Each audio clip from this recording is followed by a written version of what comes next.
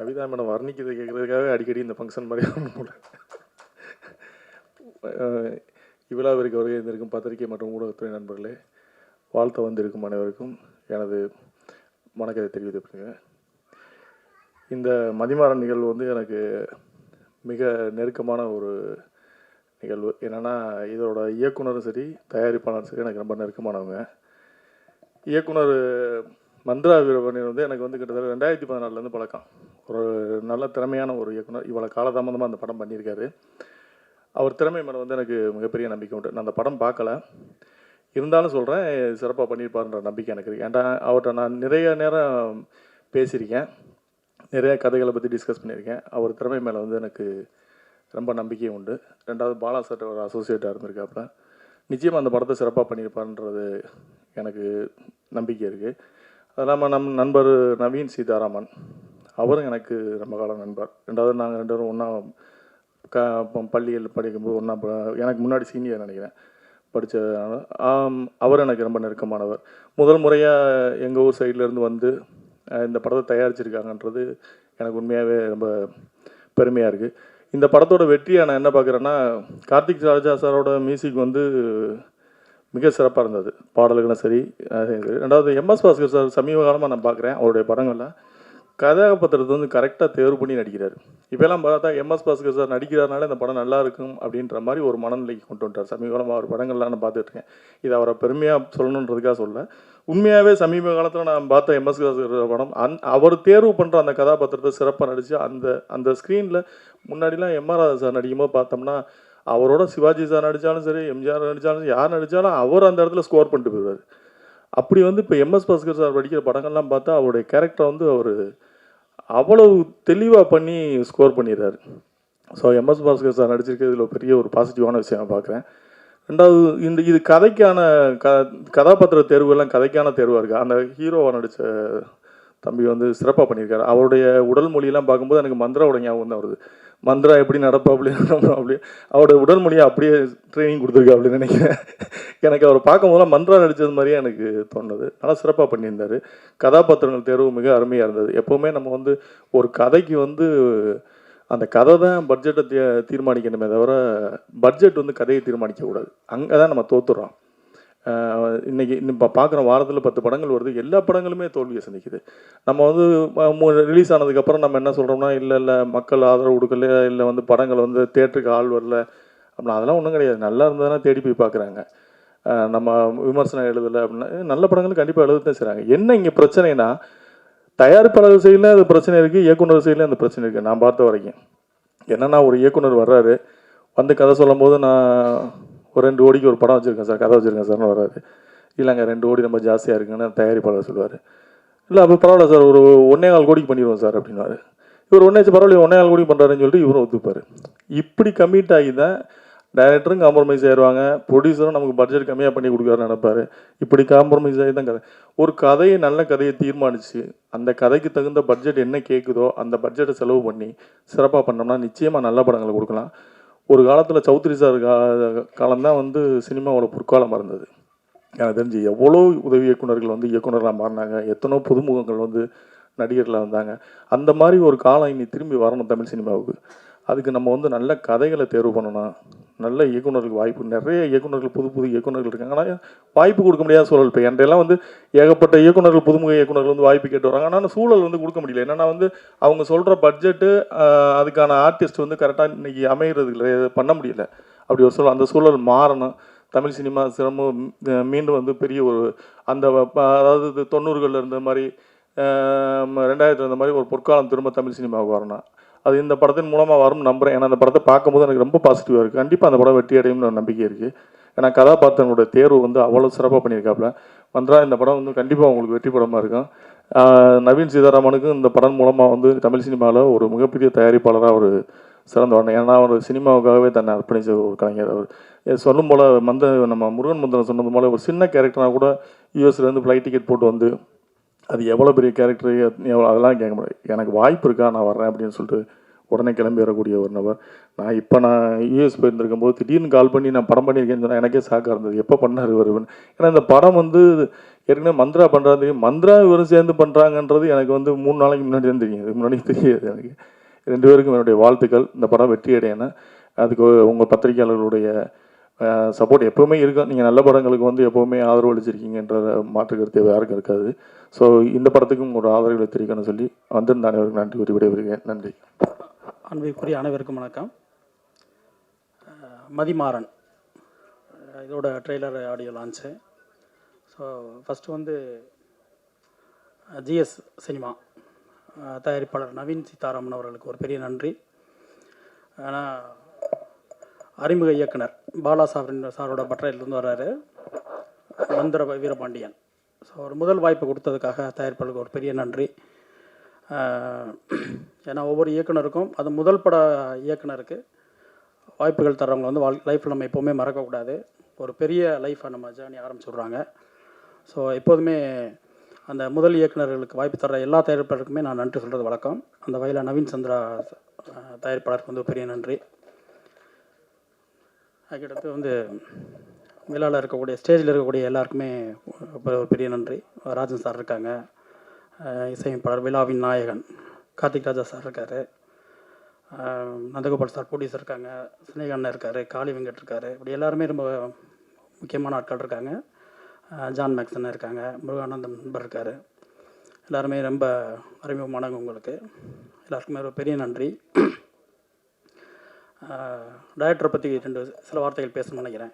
மந்திர வீரபாண்டியன் நண்பர் வந்து என்னை சந்தித்து இந்த விழாவுக்கு அழைக்கும்போது இந்த டைட்டில் என்ன, எதுக்காக மதிமாறன் அப்படின்னு சொல்லி கேட்டேன். ஏன்னா மதி மாறன் ரெண்டுன்னு இருக்குது, ரெண்டும் ஒரு ஹீரோவோட பேராது அப்படின்னு கேட்டேன். இல்லை மதின்றது வந்து ஹீரோயினோட பேர், மாறன்றது வந்து ஹீரோவோட பேர் அப்படின்னாரு. அதுக்கு ஒரு சின்ன விளக்கம் கொடுத்தார். அந்த மதின்ற பொண்ணு வந்து ரொம்ப படிக்காத பொண்ணு, அவளுக்கு வந்து படிப்பில் வந்து பெரிய நாலேஜ்லாம் இருக்காது அந்த கேரக்டருக்கு. மாறன் வந்து பேர் வந்து நெடுமாறன் அப்படின்னாரு. ரொம்ப ஷார்ட்டாக இருக்க ஒரு கேரக்டர், குள்ளமாக இருக்கார், அவருக்கு நெடுமாறன்.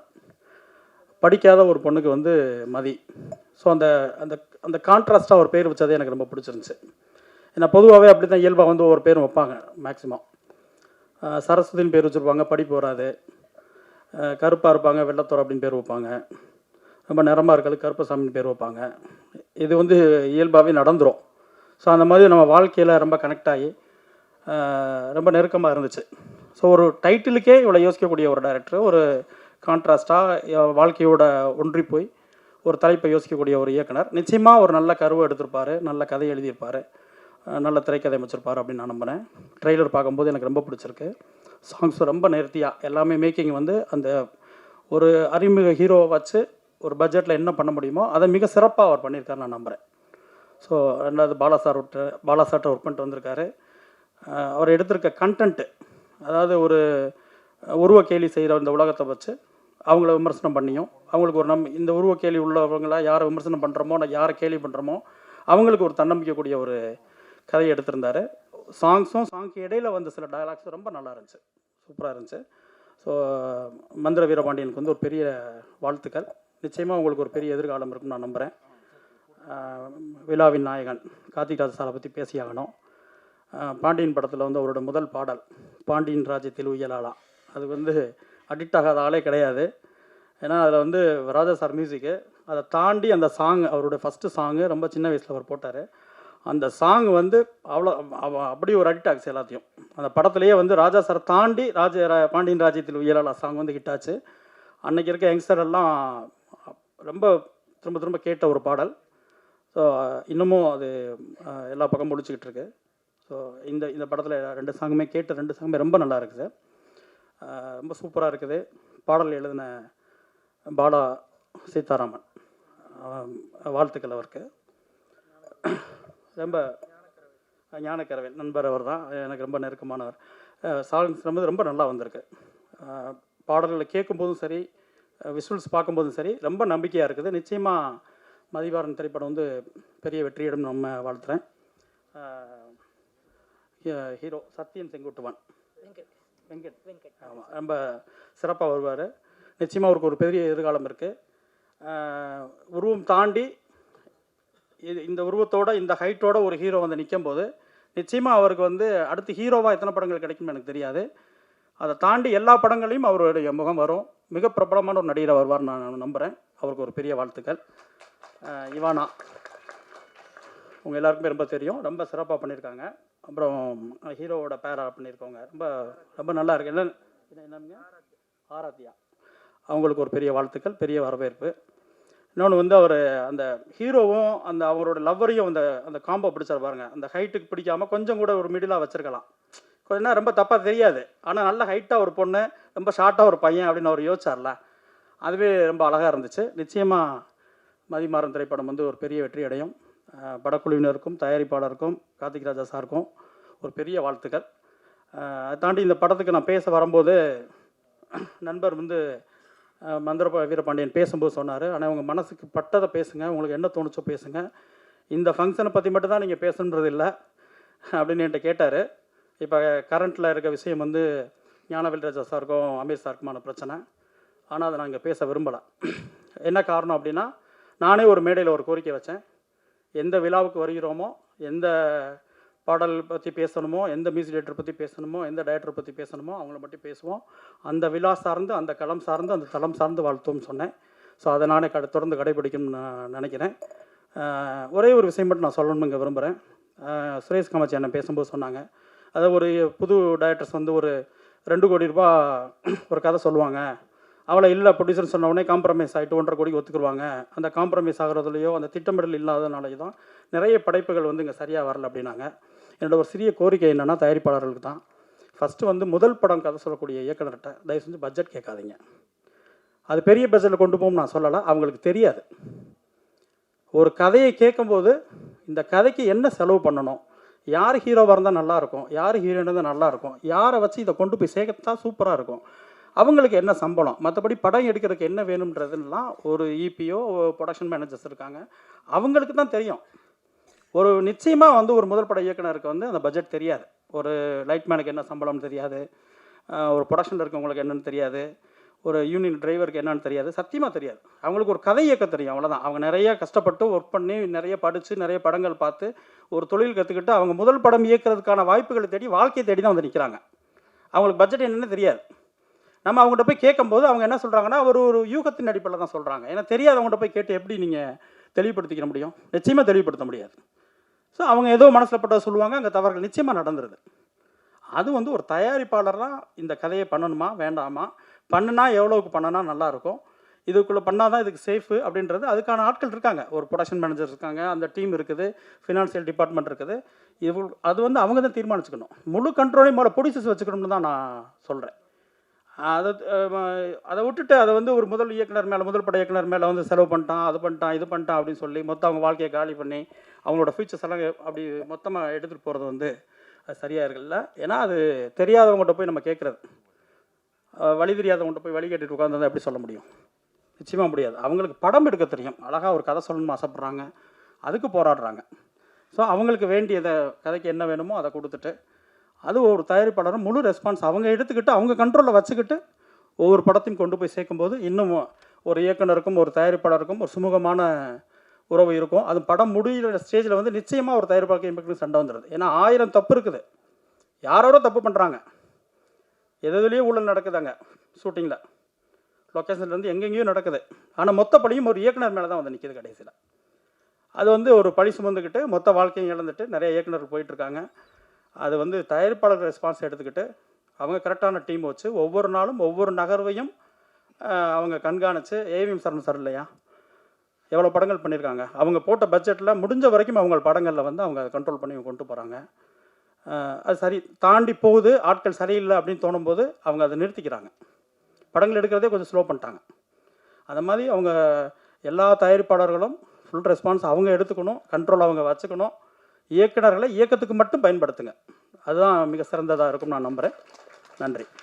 வாழிய செந்தமிழ், வாழ்க நற்றமிழர், வாழிய பாரத மணித்திரு நாடு. இந்த நிகழ்ச்சியிலே கலந்து கொள்வதிலே மிகுந்த மகிழ்ச்சி அடைகிறேன். ஒரு வித்தியாசமான விழா, எல்லோரும் குடும்பமாக பகல் 12 மணிக்கு இந்த 3 சகோதரர்களின் அன்பை ஏற்று, இயக்குனரின் அன்பை ஏற்று இவ்வளவு பேர் அமர்ந்து வாழ்த்த வந்திருக்கிறீர்கள். உங்களை நான் வாழ்த்துகிறேன். ஒரு அற்புதமான கதைக்களம். ஹீரோவுக்காக கதை எழுதுறவங்க ஏராளம். ஆனா கதைக்காக நடிகர்களை செலக்ட் பண்ண அருமை தம்பி மந்த்ரா இயக்குனரை நான் பாராட்டுகிறேன். உங்களோட மன வலிமை. ஏனென்றால் நீங்கள் பாலாவின் சிஷ்யன். பாலா பாலு மகேந்திரனின் சிஷ்யன். பாலு மகேந்திரா என்கிற ஒரு அற்புதமான இயக்குனர், தமிழ் திரையுலகை உலக அளவிற்கு கொண்டு சென்றவர். அவரிடத்திலே பயிற்சி பெற்று வேலை பார்த்த அருமை தம்பி மந்த்ரா. அவர் கதைக்குத்தான் அவர்கள் முக்கியம் தருவார்கள், கதாநாயகனுக்கெல்லாம் கிடையாது. ஏனென்றால் இது கதாநாயகன் என்று சொன்னால் வெளியில சிரிப்பார்கள். ஆனால் இந்த படம் பார்த்த பிறகுதான், ஓ இப்படி ஒரு கதாநாயகனும் இருக்கிறாரே என்று ஆச்சரியப்படுவார்கள். அந்த தம்பி அற்புதமான நடிக்க வச்சிருக்காங்க. உயரம்தான் குள்ளம், ஆனா உள்ளம் உயரம் இல்ல, உயர்ந்த உள்ளம். உயரமா தடியா இருந்து என்ன பிரயோஜனம்? நாட்டுக்கு ஒரு கருமமும் கிடையாது. ஆனால் உள்ளம் நிறைந்தவர்களால் இந்த நாட்டுக்கு பெரும் பெருமை. பேரறிஞர் அண்ணா அவர்கள் குள்ளமானவர் தான். நெடுஞ்செழி உயரமா இருப்பாரு, அன்பழகம் உயரமா இருப்பாரு, டாக்டர் கலைஞர் கூட உயரமா இருப்பார். ஆனால் இவர்களுக்கெல்லாம் தலைமை தாங்கிய ஒரு அற்புத தலைவன் பேரறிஞர் அண்ணா. அவர்கள் எம்பியாக தேர்ந்தெடுக்கப்பட்டார்கள். மெம்பர் ஆஃப் பார்லிமெண்ட், பாராளுமன்றம் போறார். அங்க வட இந்தியக்காரன் பூரா கொழுத்து போயிருக்கிறான். ஒவ்வொருத்தரும் ஒரு 150 கிலோ 200 கிலோ உள்ள வந்தாங்க. ரொட்டியும் வெண்ணையும் சாப்பிட்டு எம்பிக்கள். ஆனா அந்த சபையிலே ஒரு குள்ளமான ஒருவர் முதல் முறையாக போகிறார். அவரை அப்போ கிருஷ்ணமாச்சாரியார், டிடி கிருஷ்ணமாச்சாரியார், மாபெரும் பொருளாதார நிபுணர். கிருஷ்ண மேனன், இராணுவ மந்திரி, மிகப்பெரிய பேச்சாளர், 2 மணி நேரம் பேசுவார் உலக வழக்குகளை. நேரு பிரான், பிரைம் மினிஸ்டர். அந்த அவைக்கு முதல் முறையாக ஒரு குள்ளமான அண்ணா உள்ளே போறார். எல்லாரும் கிண்டல் கேலி நகைக்கிறார்கள். இவர் ஒரு எம்பியா, தமிழ்நாட்டில் இருந்து வந்தாரா? அண்ணா பேசுகிற வாய்ப்பு கிடைத்தது. 10 நிமிஷம் தான் டைம், 10 நிமிஷம். அண்ணா பேச ஆரம்பிச்சார், ஆங்கிலத்திலே பேச ஆரம்பிச்சார். பேச பேச அருவி கொட்டுவதை போலே ஆங்கில வார்த்தைகள், புத்தம் புதிய வார்த்தைகள் எல்லாரையும் நிகழ்விக்கிறது. நேரு அசந்து போனார். சபாநாயகர் பெல் அடிச்சு டைம் ஆயிடுச்சுன்னார். ஆனால் நேரு சொன்னார், நோ, லெட் ஹிம் ஸ்பீக், அவர் பேசட்டும் என்று ஒரு ஸ்பெஷல் பர்மிஷன் கொடுத்து அண்ணாவை பேச வைத்தார்கள். அங்கே உருவம் தழைக்கவில்லை, உள்ளம், அறிவு, அது வெற்றி பெற்றது. நம்முடைய ஜனாதிபதியாக இருந்தவரே உலகத்தில் விஞ்ஞானத்தை கொண்டு போனாரே, ராக்கெட் கொண்டு போனாரே, பொக்ரானில் அணுகுண்டு வெடித்தாரே, ஒரு ஒல்லியான அப்துல் கலாம். அப்துல் கலாம், அவரை பார்த்தால் உலக அழகன் அப்துல் கலாம் தான். அழக போட்டி நடக்கிறது என்றால் உடலை பார்த்து மட்டுமல்ல, அறிவை பார்த்து. அப்துல் கலாம் ஒரு முறை சொன்னார், ஐ எம் நாட் ஹேண்ட்சம், நான் பெரிய அழகன் அல்ல, but I can give my hands to somebody who wants my help. என்னுடைய உதவி யாருக்கு தேவையோ அவர்களுக்கு கரம் நீட்டுவேன், நான் அழகன் அல்ல. எல்லாரும் கேட்பாங்க, நீங்க எந்த அழகு யாரு? ஐஸ்வர்யா அழகுன்னுவான், குஷ்பு அழகுன்னுவான், தேவயானை அழகுன்னுவான். ஆனா அவங்க அம்மா அழகுன்றது அவனுக்கு தெரியறதில்லை. தன்னை பெற்ற தாய், தன் உடன் பிறந்த சகோதரிகள் அழகும் அறிந்து நிறைவந்தவர்களை விட்டு விட்டு யாரோ எங்கேயோ இருக்கிறதெல்லாம் அழகு அழகுன்னுவான். அவளை கேவலமாக விட்டது. அழகு என்பது உடலில் அல்ல, அவன் செய்கிற தொண்டில், அவனுடைய அறிவில். அப்படித்தான் நாகர்கோயிலில் அது ஊனமற்றவர் என்பதை நம்முடைய டாக்டர் கலைஞர்கள் மாற்றி ஊனமுற்றவர் என்று பேசக்கூடாது, திறனாளிகள் மாற்றுத்திறனாளி என்று சொல்ல வைத்தவர் டாக்டர் கலைஞர் அவர்கள். அப்படி எத்தனையோ மாற்றுத்திறனாளிகள் சாதித்து கொண்டிருக்கிறார்கள். முன்ன மாதிரி இல்லைங்க, அந்த வெக்கப்படுறது கூச்சப்படலாம். இந்த பிள்ளைய, சின்ன பிள்ளைய, அவனுடைய சகோதரி தைரியமூட்டி தாழ்வு மனப்பான்மையை குறைத்து அவனை வாழ்க்கையில் வெற்றி பெற செய்கிற அந்த டைலாக் பூரா பிரமாதமான டைலாக், வாழ்க்கையில் நம்பிக்கையை ஊட்டுகிற டைலாக், ஒவ்வொன்றும் அற்புதமான டைலாக். அந்த தம்பி, அதுவும் படம் எடுக்க வந்தவங்க நவீன் சீதாராமன், பாலா சீதாராமன், லெனின் பாபு, 3 பேரும் அண்ணன் தம்பிகள். தம்பி, உங்க குடும்பம் நல்லா இருக்கணும் தம்பி, நல்லா இருக்கணும். அண்ணன் தம்பிங்க 3 பேரும் என்னை பார்க்க முந்தா நாள் வந்தாங்க.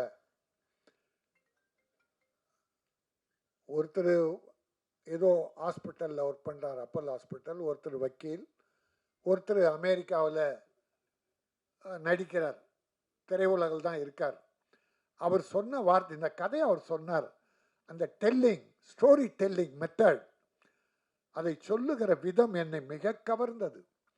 அந்த தம்பி தமிழ்நாட்டில் படம் பண்ண போகிறேன், அதான் என் லட்சியம். அமெரிக்கா எனக்கு முக்கியம் அல்ல, நான் நினைத்தால் மாதத்துக்கு ஒரு முறை தமிழகம் வந்து என் தாய் நாட்டை பார்த்துவிட்டு தமிழை பேசிவிட்டு தான் போகிறேன் என்று அவர்கள் சொன்னார்கள். இந்த கதையை எனக்கு ஒரு 10 லைன் சொன்னார். அவருக்கு அந்த அறிவு திறன் இருக்கிறது, இயக்குகிற திறன் இருக்கிறது. எனக்கு என்ன, இப்படிப்பட்டவங்க வந்தால் தமிழ் சினிமா செழிக்கும். சில புரோக்கர் மாதிரி வந்துக்கிட்டு ஒரு 40% பேர் அடுத்தவனை ஏமாற்றி பிழைக்கிறதுக்குனே சினிமா இருக்கு. சினிமா கெட்டு போனதுக்கு காரணம் இந்த ஒரு 40% ஏதாவது தின்னு எவனாவது ஏமாற்றி எந்த அசிங்கத்தாவது தின்னு வாழ்ந்தா போதும்னு நினைக்கிறான். அதனால தான் சினிமா கொஞ்சம் கெட்ட பேர். ஆனால் சினிமாவில் லட்சியம் உள்ளவர்கள் இருக்கிறார்கள். அந்த லட்சியம் உள்ளவர்களால் தான் இன்றைக்கு சினிமா போற்றி புகழப்படுகிறது. அதுவும் தமிழ் சினிமா புனிதமானது, அற்புதமானது. அதை கொண்டு செல்லுகிறவர்கள் நியாயமானவர்களாக இருக்கிறார்கள். இவர்கள் கூட யாரோ ஒருவரிடம் ஏமாந்து போயிருக்கிறார்கள், பெரும் பொருளை இழந்திருக்கிறார்கள், ஆனால் சளைக்கவில்லை. அவரை பற்றி சொன்னாங்க, ஆனால் ஒரு வேண்டுகோள், அதை பற்றி பேரெல்லாம் சொல்ல வேண்டாம், ஏமாற்றாதீர்கள். ஒரு 10 நாளைக்கு நல்லா இருக்கலாம், அன்னைக்கு உனக்கு சோறு கிடைக்கலாம். அடுத்தவனை ஏமாற்றி பிழைப்போன் நீண்ட காலம் நன்றாக இருந்ததா சரித்திரமே கிடையாது. ஆகவே நல்ல சினிமா, அற்புதமான சினிமா. நாம் எத்தனை பேரை வாழ வைக்கிறோம்? இந்த 3 சகோதரர்கள் வந்தார்களே, எத்தனை தொழிலாளிகள் வாழ்ந்திருக்கிறார்கள், எத்தனை கலைஞர்கள் வந்திருக்கிறார்கள். ஆக அப்படி பிறரை வாழ வைப்பதற்காக தான் தயாரிப்பாளர்.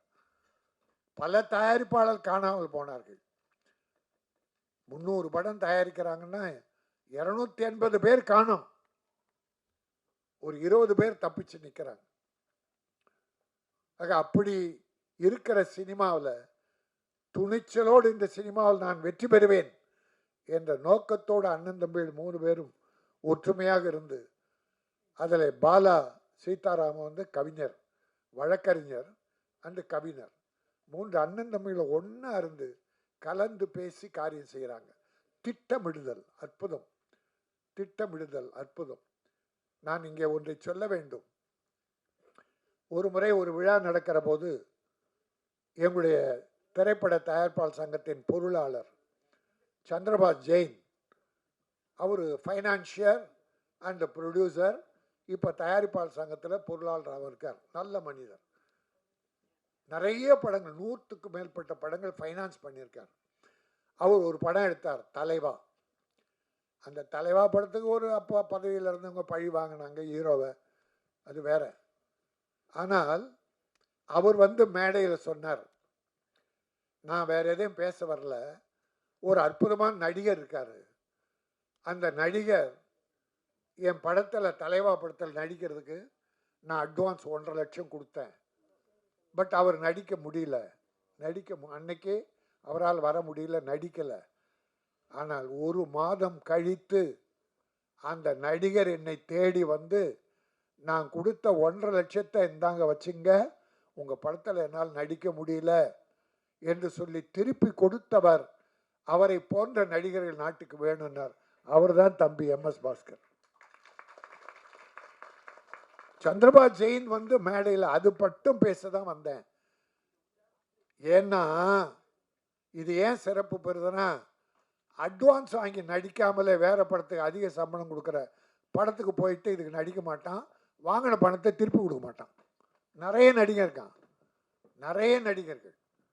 எங்கிட்டே 3 நடிகர்கள் ரொம்ப வேண்டியவங்க 2 லட்சம் 1 லட்சம் 3 லட்சம் வாங்கிட்டு நடிக்கலை, கொடுக்கல. கேட்டா இல்லைண்ணே அந்த டேட்டு எக்ஸ்பைரி ஆயிடுச்சான், தேதியை விற்கிறானுங்க. 3 நாள் டேட் வாங்குகிறோம், அந்த தேதியில் மழையோ வெள்ளமோ ஏதோ வரல, அப்போ நடிக்க முடியல. நான் தான் தேதி கொடுத்தேன், நீங்கள் நடிக்கலண்ணே, எடுக்கலண்ணே, அதனால் ஃபைனா. பாவி ப்ரொடியூசர் கஷ்டப்படுறான், உனக்கு பணத்தை கொடுத்துட்டு சாப்பாட்டுக்கு இல்லாமல் கஷ்டப்படுது குடும்பம். ஒரு இறக்கம் உள்ளம் கிடையாதா? எவ்வளோ நாள் நல்லா இருக்க போகிறீங்க அடுத்தவன் பணத்தை வச்சுக்கிட்டு? ஆகவே ஒரு நல்ல நிகழ்ச்சி. இங்கே எங்கேயோ போகுது ரூட்டு. ஆனால் இந்த மதிமாறன் என்கிற படம் முக்கியமான விஷயம் இப்போதான்.